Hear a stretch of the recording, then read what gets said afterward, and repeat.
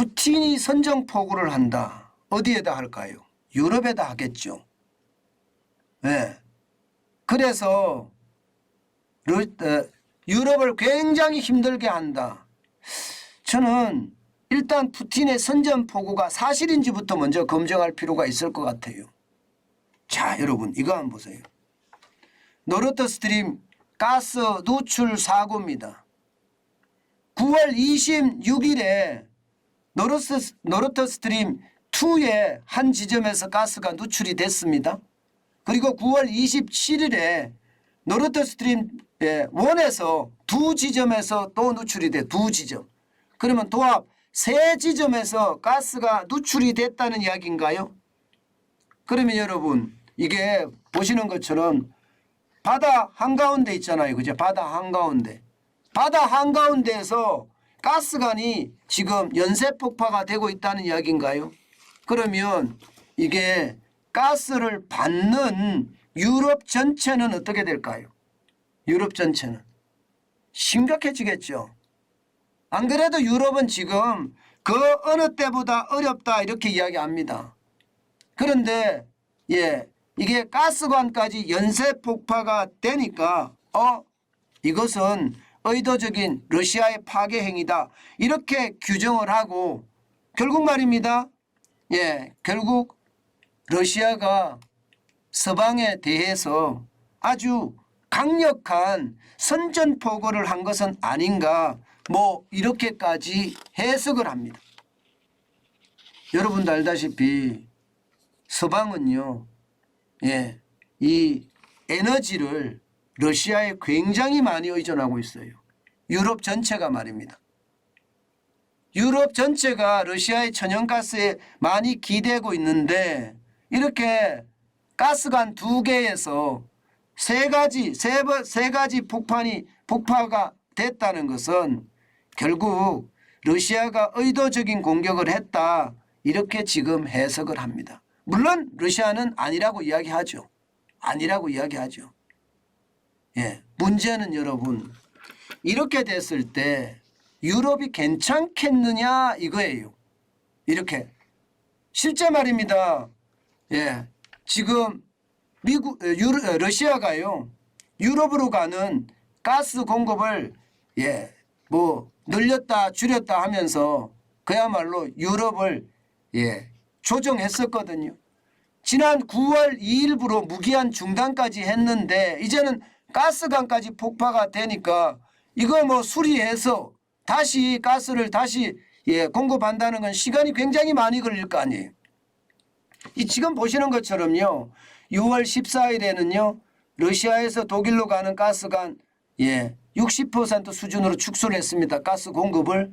그리고 6월 15일에는 40%로 축소를 하기도 했고요. 7월 11일에는요. 가스 공급을 중단하기도 했습니다. 재개했을 때가 7월 21일에 40%만 재가동하다가 다시 9월 2일에 무기한 중단을 했어요. 그래서 가스값이 장난 아니게 올랐습니다. 장난 아니게. 2020년 대비해 보더라도 가스값이 적게는 10배, 10배. 적게는 10배가 오르고요. 많게는요. 20배, 30배까지 올랐다 이렇게 이야기합니다. 20배, 30배. 20배, 30배 오르면 여러분 이게 버텨낼 수 있을까요? 유럽 못 버텨냅니다. 푸틴의 선전포고라는 게 이런 거예요. 무기로 갖고 그냥 유럽을 초토화시키는 것이 아니라 천연가스를 중단함으로써 유럽의 경제를 다 망가뜨리는 것. 이게 바로 푸틴이 벌이고 있는 전쟁이란 뜻이에요. 이거는 완전 선전포고라고 봐야 됩니다. 그만큼 말입니다. 유럽은 옴짝달싹 못하게 생겼습니다. 옴짝달싹 못하게 생겼어요. 이대로 간다면 유럽이 괜찮겠느냐 이렇게 생각을 하죠. 안 그래도 유럽은 지금 망가지기 일보 직전이거든요. 지금 8월에 소비자 물가가 9.1%까지 올라갔습니다. 2021년 1월 0.9%예요. 그때에 비하면 지금 몇 배인가요? 9.1%니까 아무리 적게 보더라도 이게 10배인가요? 10배? 10배? 예. 소비자 물가가 10배 2년 만에 엄청나게 올랐죠. 이렇게까지 오르는데 어떻게 버텨낼 수가 있겠습니까? 버텨내기 힘들죠. 결국 말입니다. 성장률 전망치도 유럽은 결국 가스 쇼크가 터질 거다. 이렇게 시장에서는 예상을 합니다. 그만큼 말입니다. 지금 유럽은 살기에 굉장히 어려운 상태예요. 이게 제대로 살아갈 수 있을까 이렇게 이야기를 할 수 있을 만큼 물론 이 가스관을 폭발을 시켜서 유럽 전체를 발칵 뒤집어 놓은 것은요.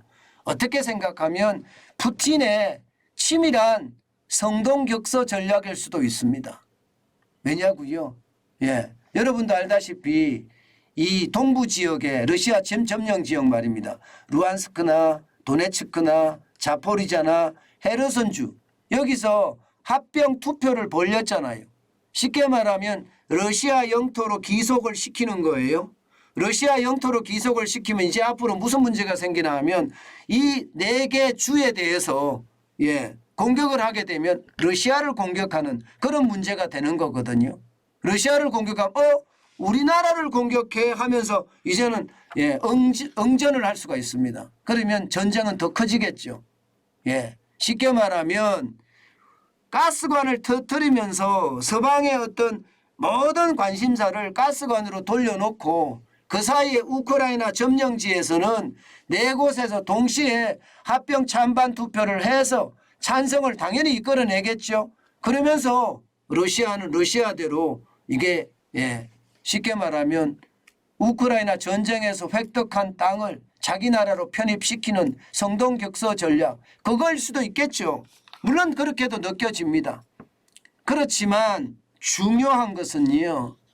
지금 이대로 간다면 과연 유럽의 경제가 괜찮겠느냐 하는 우려감이죠. 어떤 식이든 지금 러시아가 천연가스를 가지고 쥐락펴락하는 상태라면 올겨울이 유럽은 굉장히 어려워질 거예요. 자칫 잘못하면 올겨울에 유럽발 경제 위기가 터진다. 뭐 그런 이야기 쉽게 나오는 이유도 바로 그 이유입니다. 물론 거기에 영국도 포함이 되죠. 영국발 경제 위기가 먼저 터질 수도 있다. 이런 얘기가 나오는 것도 다 똑같은 맥락에서 해석될 수 있는 부분입니다. 여러분 예상보다가 경제의 악재가 굉장히 많지요. 푸틴의 어떤 유럽에 대한 선전포고가 이게 사실은 경제전쟁을 하는 척하면서 지금 우크라이나 동부 지역을 자기 나라로 귀속시키기 위한 성동격서 전략이었다. 이렇게 말할 수 있겠지만 제일 중요한 것은요. 결국은 유럽 경제는 망쳐진다는 사실입니다. 그렇게 망쳐졌을 때 유럽이 과연 버틸 수 있겠느냐 하는 것. 그것은요. 앞으로 좀 더 지켜봐야 되겠지만 상황은 진짜 좋지 않습니다. 못 버틸 가능성 굉장히 높습니다.